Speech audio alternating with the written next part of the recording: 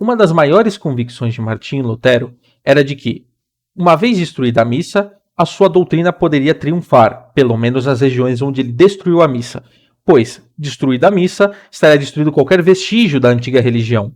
O povo era muito ligado com a missa e a missa transmitia para o povo as verdades mais essenciais da fé católica.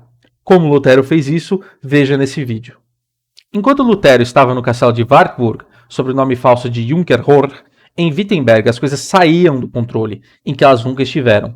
Andreas Karlstadt, inicialmente um correligionário seu e posteriormente feroz inimigo, mas não por causa de si, mas sim de Lutero, deu os primeiros passos. Ele era extremamente radical, como se demonstra por seus cultos e sermões. No Natal de 1521, ele chegou na igreja com vestes civis, subiu ao púlpito e pregou a liberdade evangélica de comungar sobre as duas espécies. Fez escárnio da confissão e da absolvição e falou contra o jejum como sendo uma imposição extra-bíblica. Depois rezou uma missa completamente em vernáculo, omitindo todas as orações que falavam de sacrifício. Omitiu também a elevação e, na comunhão, chamou todos para tomarem as hóstias com as próprias mãos e beberem do cálice. Ele já havia passado na cidade antes, sorrateiramente, no início de dezembro de 1521, e tomou conhecimento de tudo o que estava acontecendo. Mesmo assim, longe de se escandalizar, ainda declarou: "Tudo o que vi e ouvi me agrada imensamente."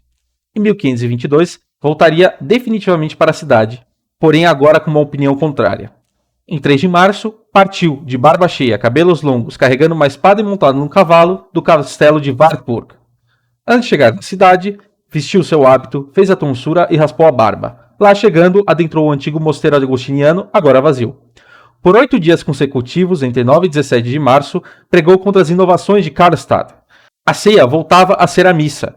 Os cultos que rezavam eram em latim, de costas e no altar-mor, mas com omissão de todas as menções de sacrifício, claro. Isso demonstra que Lutero percebeu duas coisas: que Karlstadt tinha ganhado mais importância que ele e isso aparentemente lhe causava uma profunda inveja, e que era necessário frear algumas mudanças, para que não causasse choque entre os reformadores e entre o povo.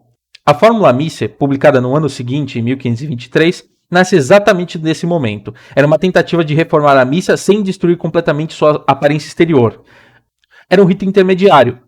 Tentava ser conservador em relação ao que já estava acontecendo. Uma das convicções mais profundas de Lutero era de que a missa não era um sacrifício e que, na verdade, só era válida se rezada em conjunto com vários comungantes e com a comunhão distribuída sobre as duas espécies. Além disso, em sua opinião, mesmo depois da consagração, o pão era pão e corpo de Cristo e o vinho, vinho e sangue de Cristo.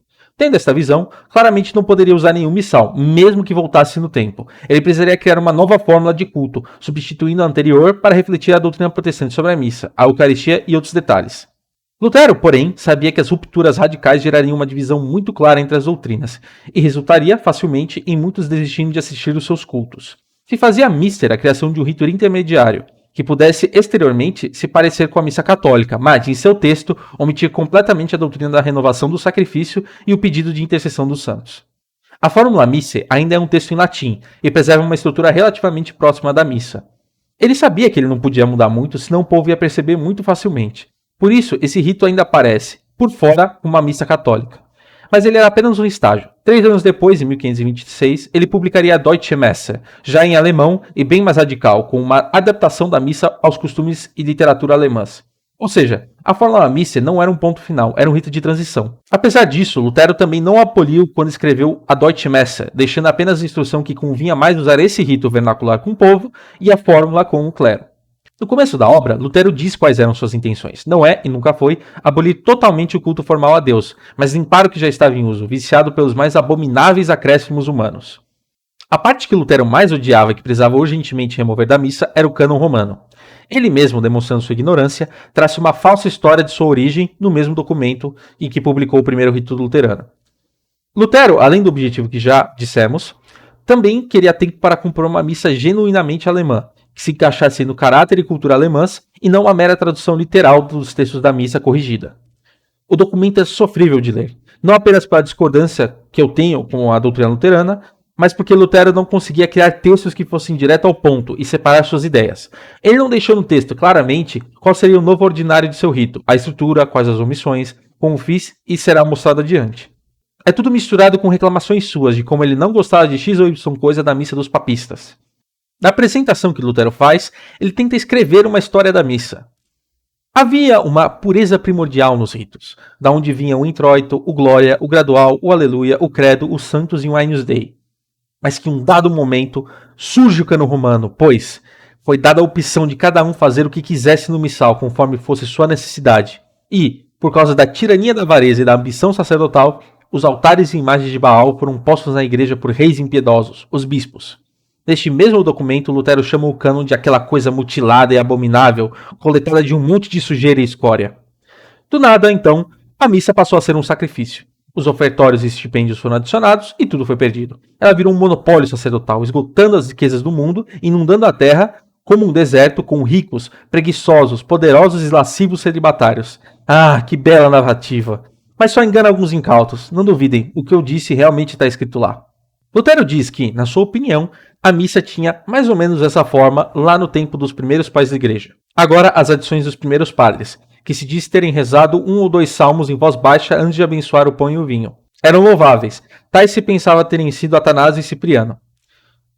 Se o rito de imolação do cordeiro e refeição pascal descritos no Talmud forem realmente o mesmo uso que os judeus tinham no tempo de Nosso Senhor, que é a opinião de alguns autores, a opinião de Lutero seria muito difícil.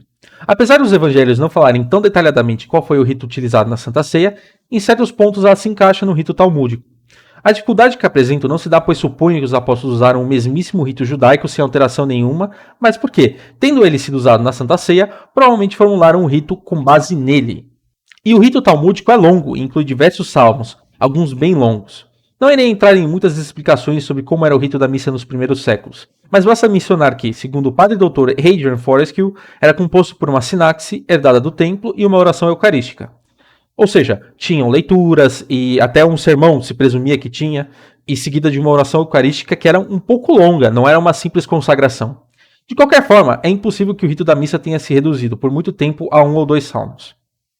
Além da clássica afirmativa de que a missa não era um sacrifício, Lutero ainda diz que ela sequer é uma boa obra, mas um sacramento, ou testamento, ou bênção, como se diz no latim, ou eucarística no grego, ou mesa do Senhor, ou ceia do Senhor, ou memorial do Senhor, ou comunhão, ou qualquer nome piedoso que desejar. Dessa forma, o nome missa pode ser retido, desde que não seja entendido da forma tradicional.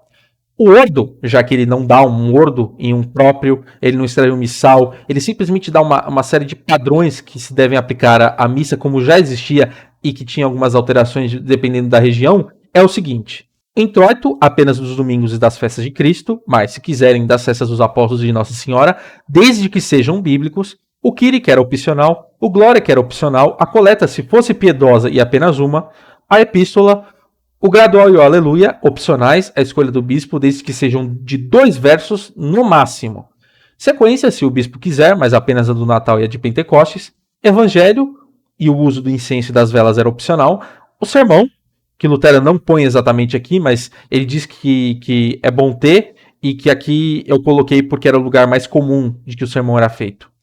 Depois o credo, a preparação do pão e do vinho conforme o uso católico, excetuadas as orações do ofertório. Então, se colocava o vinho e a água, e Lutero até tem uma dúvida sobre se ele deveria misturar água no vinho, por causa de uma passagem de Isaías. Inclusive, não uma coisa que eu tenha escrito aqui, mas o rito talmúdico também, ele escreve que se misturava vinho e água, né, para beber, não era só o vinho, até onde eu me lembro.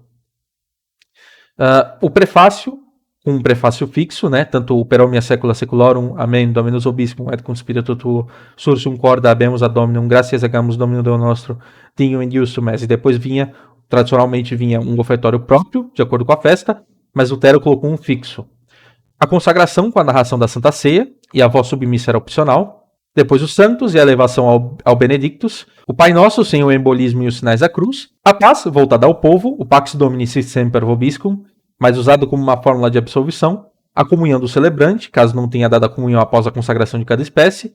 Domine Iesu Christi, aquela oração que o padre faz sozinho, só que é opcional e, se for dita, tem que ser dita no plural.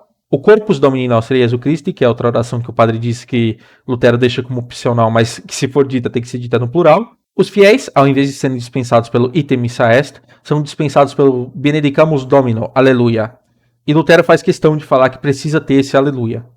E depois a bênção final, ou com a fórmula tradicional, ou com o número 6, ou com o Salmo 96. Sobre os próprios da missa, ele deixou alguns pontos importantes. Ele não era contra a retenção dos introitos das festas dos apóstolos de Nossa Senhora, desde que eles fossem extraídos da Bíblia. As festas da purificação, anunciação, epifania e circuncisão são consideradas como festas de Cristo e são retidas. Em Wittenberg, especificamente, Lutero aboliu as festas dos santos e reteve apenas as festas de Cristo. O equivalente da antiga missa dos catecúmenos nesse novo rito, segundo Lutero, é facultativo, ou seja, se o pastor luterano quisesse, poderia pular direto ao cânon protestante. Isso se alinha, de certa forma, com a suposição de Lutero de que a missa era, nos tempos dos apóstolos, alguns salmos e uma consagração. Certas posições que Lutero tomou neste livro são intermediárias até entre os protestantes. Ele primeiro critica que foram feitos muitos acréscimos exteriores, como vasos, vestimentas e órgãos, e que muitos ganhavam dinheiro quase que exclusivamente com isso. Mas diz também que, se quiserem usar, desde que as vestimentas não sejam muito pomposas, ele não ligava. Cada parágrafo é uma mordida e o seguinte uma soprada. Apesar de todas as críticas e cortes, Lutero não apresenta a Fórmula Missae como um rito obrigatório e fechado. Excetuadas as partes que ele explicitamente rejeita e anatematiza, quase tudo é facultativo. Os bispos, em particular, ficarão livres para adaptar, omitir e até criar outras formas de culto, mesmo sem usar a fórmula como base. E um detalhe que é importante lembrar é que neste documento Lutero anatematiza todas as festas da Santa Cruz. Parece realmente que ele tinha um pavor da Santa Cruz. Como ele mesmo acaba revelando depois que ele tinha medo, quando ele olhava para as imagens de Nossa Senhora, etc. Porque ele tinha escrúpulos, ele tinha provavelmente toque. Então parece que tinha uma reação muito ansiosa da parte dele. E ele ficava com medo, pensava em Deus como juiz, Deus rejeitando ele, Deus condenando ele ao inferno. Então ele condenava completamente a ideia de você ter uma festa da Santa Cruz. Lutero conseguiu criar algo perigoso na sua estratégia, um culto que exteriormente ainda lembrava a missa, mas que já havia cortado o coração sacrificial dela. O que ele deixou como facultativo, o tempo e seus seguidores se encarregaram de radicalizar ainda mais. A aparência de continuidade serviu para facilitar a ruptura doutrinal. E é exatamente por isso que a Fórmula Missae continua sendo um documento tão revelador até hoje. Eu deixo aqui uma nota explicando de onde eu tirei os fatos, foi principalmente da Fórmula Missae, e da Deutsche Messe e das apresentações que os pastores luteranos fizeram da tradução desses dois livros, além de alguns fatos terem vindo da Enciclopédia Católica. Por enquanto é isso, fiquem com Deus e salve Maria.